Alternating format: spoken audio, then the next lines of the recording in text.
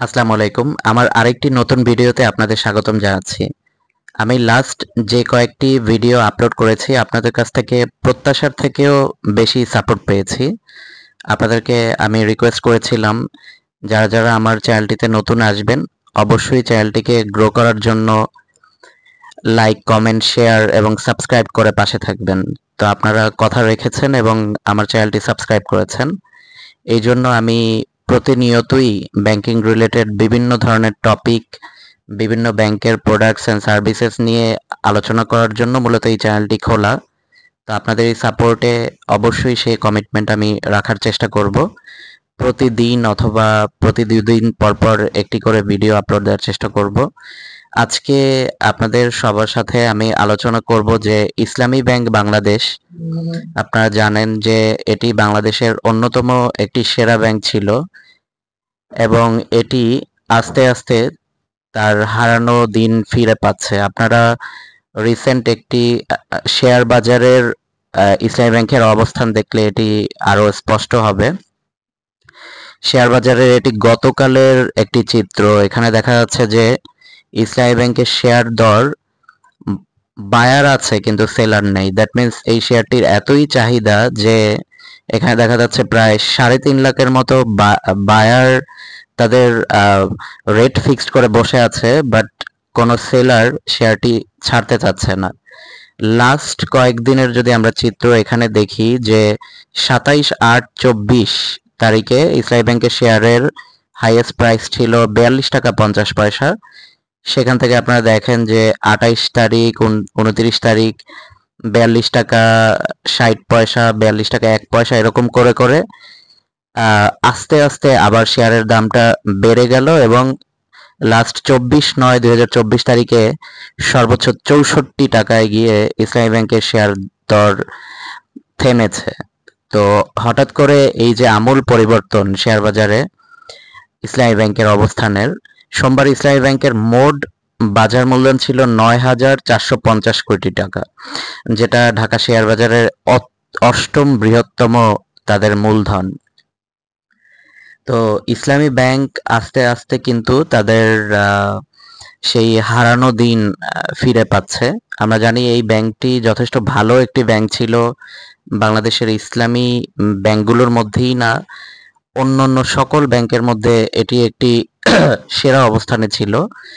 তো এখন আবার ইসলামী ব্যাংকে যে আমরা জানি এস আলম গ্রুপের যে প্রভাব ছিল সেই বলয় থেকে তারা বের হয়ে আসছে এবং এখানে আমরা দেখতে পাচ্ছি যে 2010 সালের পর ইসলামী ব্যাংকের এই শেয়ার বাজারের উত্থানটা এই প্রথম।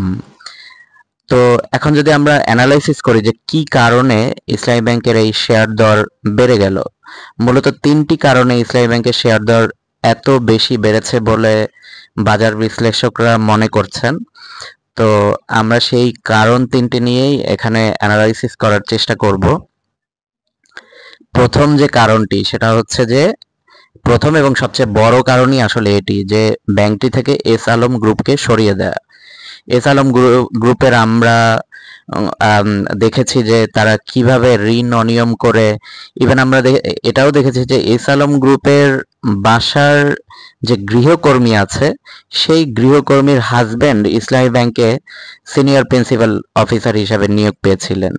তো অনিয়ম এবং দুর্নীতি এতটা বাজেভাবে এটাকে গ্রাস করেছিল, তো সেখান থেকে কিছুটা হলেও ইসলামী ব্যাংকের মুক্তি মিলেছে এবং আস্তে আস্তে এই যে বাজে লোনগুলো বা যেসব বাজে ঘটনাগুলো হয়েছে সেখান থেকে ব্যাংকটি বের হয়ে আসবে বলে আশা করা যায়। এবং রিসেন্টলি আমরা বাংলাদেশ ব্যাংকের গভর্নরের মাধ্যমে আর একটি ইনফরমেশন জানতে পেরেছি যে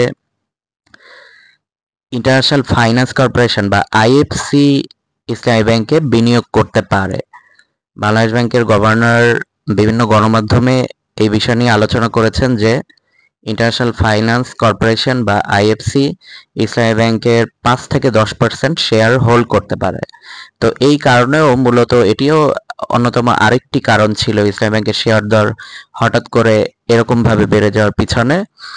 এবং দেখা যাচ্ছে যে ইসলামী ব্যাংকে এখন যারা ডিরেক্টর আছে তাদের তারা তাদের থেকে যারা ইসলামী ব্যাংকে আগে একটু খারাপ অবস্থানে ছিল ডিরেক্টরদের মধ্যে, তারা চাচ্ছে যে তাদের অবস্থানটা শক্ত করার জন্য এবং তাদের নিজেদের হোল্ডিং বাড়ানোর জন্য। তারা এক্সিস্টিং ডিরেক্টর হিসেবে ছিল, বাট তারা হয়তোবা কম শেয়ার হোল্ড করত। তো এই সকল ডিরেক্টররা চাচ্ছে যে তাদের শেয়ার হোল্ডিংস যেটা আছে সেটি বাড়িয়ে এমন একটি পর্যায়ে নিয়ে যাওয়া যাতে করে আর এই যে অপশক্তি বা এস আলম গ্রুপের মতো কেউ যাতে এই ব্যাংকটির উপর প্রভাব বিস্তার করতে না পারে। এবং আমরা আরো দেখতে পাচ্ছি স্ক্রিনে যে আহসানিস মনসুর বাংলাদেশ ব্যাংকের গভর্নর, তিনি সম্প্রতি বলেছেন যে ইসলামী ব্যাংকের 10 থেকে 15% অংশীদারিত্ব অর্জনের জন্য আইএফসির সঙ্গে আলোচনা চলছে, যা ব্যাংকটির সুশাসন ফিরিয়ে আনবে বলে আশা করা যায়। তো এই ছিল ইসলামী ব্যাংকের শেয়ার দর বৃদ্ধি নিয়ে আমার আজকের অ্যানালাইসিস বা আলোচনা। আপনাদের সবাইকে অসংখ্য ধন্যবাদ ধৈর্য ধরে আমার ভিডিওটি দেখার জন্য। আসসালামু আলাইকুম।